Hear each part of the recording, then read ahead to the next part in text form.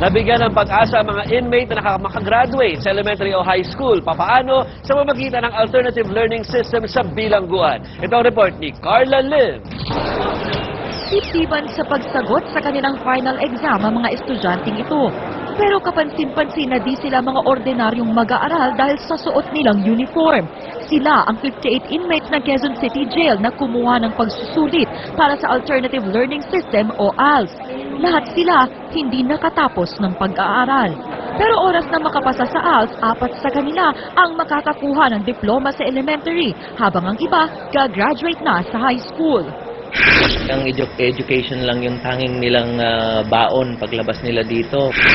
Kabilang sa mga nag-exam ang magkapatid na Robbie at Christian Del Torre. Kapwa-laya na ang dalawa pero pinili nilang bumalik sa kulungan para tapusin ang pag-aaral. Sayang naman po yung panahon kung nandito na ako, may standby na ako rito. Kaya nagpursige po akong mag-aaral. Sa labas kasi, maraming nasasamahang hindi mabuti. Mula 2004, umabot na sa 42 ang nakapasang inmate sa ALS. Ngayong National Correctional Consciousness Week, sabi ng Bureau of Corrections, nagsisikap silang maisaayos ang sitwasyon ng mga inmate at mga kulungan sa bansa. Ang mga ginibang kontrobersyal na kubol noon, pinalitan na ng mga dormitoryo. Pero ang problema sa droga, malaking hamon pa rin daw. Meron pa rin, ba't hindi tayo titigil hanggat nandoon yan? Bukod sa paglalagay ng mga computer para sa electronic o idalaw, dinagdagan na rin ang pasilidad para sa ospital sa Bilibid. Carla Lim, News 5. Sa cheer dance competition naman, idinaan ng mga inmates sa Davao City ang pakikisa sa National Correctional Consciousness Week. Bigay na bigay sa paghataw ang mga inmate ng Bureau of Jail Management and Penology roon. Pabonggahan din sila sa costumes, makeup, props at formation.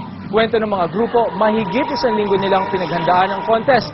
Sa huli, ang City Jail Annex Team ang nagwagi. Sa pamamagitan daw ng kompetisyon, maipapakita ng mga inmate na talentado sila kahit pa nasa likod sila ng mga rehas. Magpapasko na. Sigurado, uso na naman ang mga laruan. Pero paalala ng grupong Eco Waste Coalition, ingat po. Ingat po, daan-daang miyembro ng grupo ang bumuo ng isang higanteng question mark sa Quezon City Hall. Simbolo raw ito ng karapatan ng mga consumer na mabigyan ng sapat na impormasyon tungkol sa mga produktong kanilang binibili. Base kasi sa pagsusuri ng Eco Waste, nasa 435 mga laruan ngayon sa merkado ang positibo sa mga nakakalasong kemikal. Ilan sa mga ito ang mercury, lead at cadmium.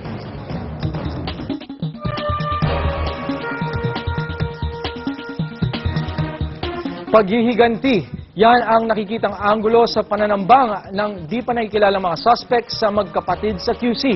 Yan ang report ni Marian Alviar. Walang tigil sa pag-iyak ang magkapatid na Rochelle at Sarah nang maabutan ang wala ng buhay nilang kuya na si Gilbert Bernardino.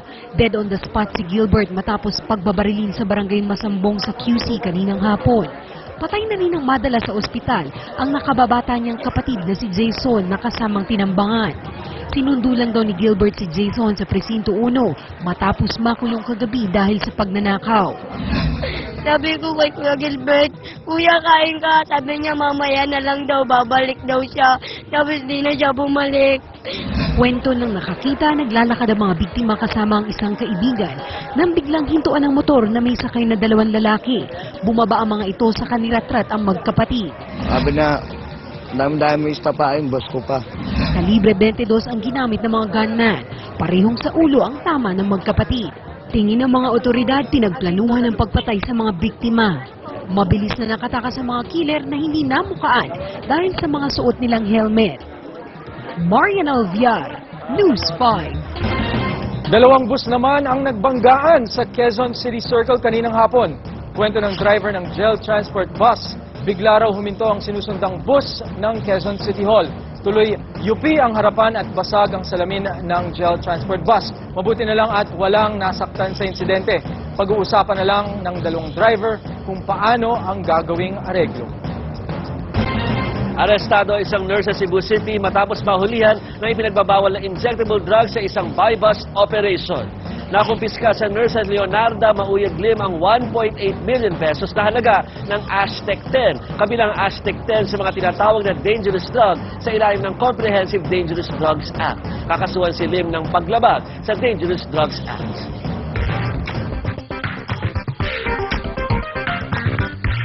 Mga sundalo ng US sa Iraq makakauwi na ngayong Pasko. Turkey niyanig ng 6.6 magnitude na lindol. At mga clown mula sa iba't ibang bansa pumarada sa Mexico para sa World Peace.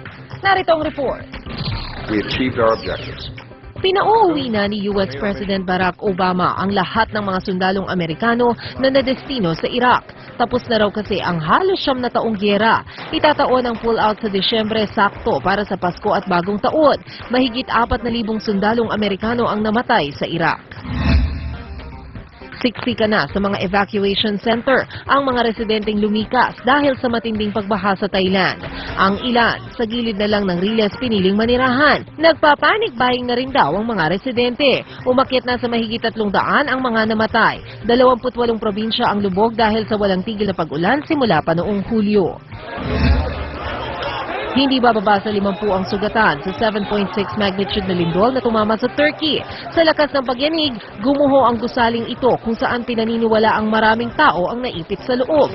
Putol na rin daw ang linya ng kuryente at telepono sa ilang lugar. Naramdaman pa ang mga aftershock matapos ng malakas na pagyanig. Taong 1999 nang yanigi ng matinding lindol ang Turkey na ikinamatay ng mahigit 20,000.